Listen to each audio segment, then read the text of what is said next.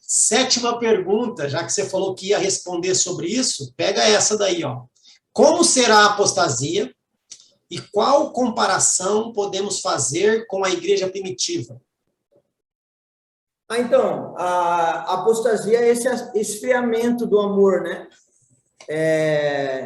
Que é a coisa mais importante para a gente entender com relação ao que é a apostasia, é esse afastamento de Deus. Então, esse afastamento de Deus é o complicante para nós. O que aconteceu na igreja primitiva, que eu falo que de primitiva ela só pode ser usada por causa da palavra indicar que é a primeira.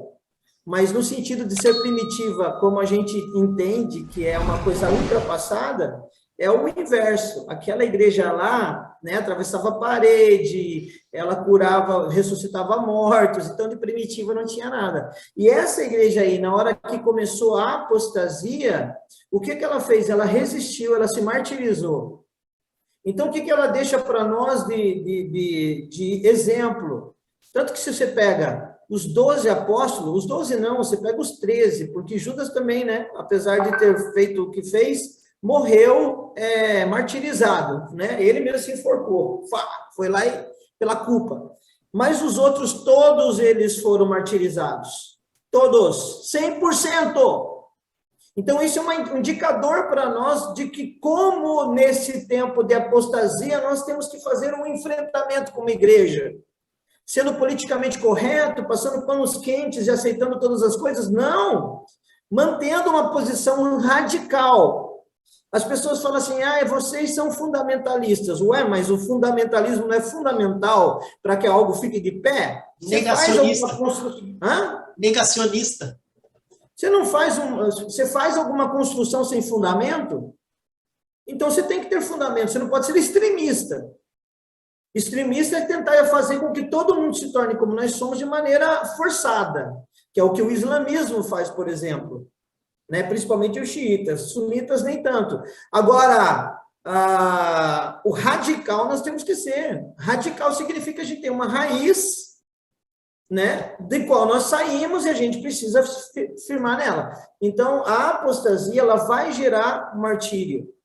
E é engraçado que o termo testemunha no Novo Testamento, ele vem de martírio, né? É martírio.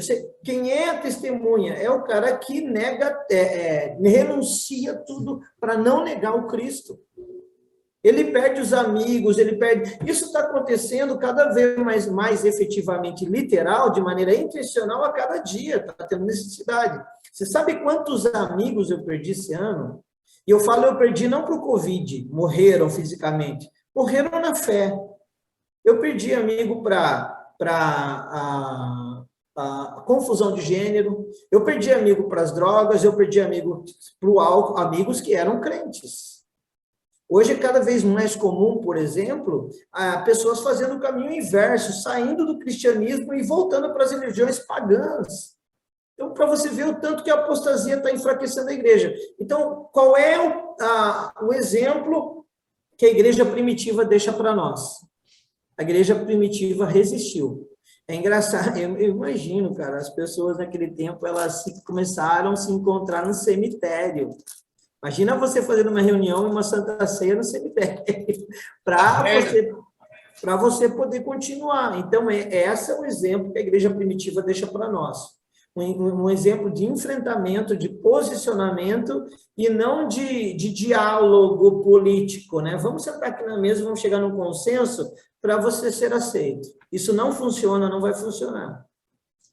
E volta para a pergunta anterior. Eles não deixaram a ação do Espírito na igreja primitiva.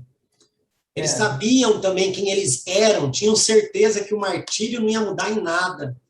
Hoje as pessoas que se dizem cristãs têm medo de morrer. Está tão apegada a essa vida aqui, ou não tem certeza de para onde vai, que está com medo de morrer.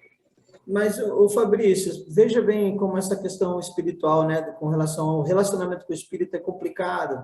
Você vê, eu vou te dar um ponto só.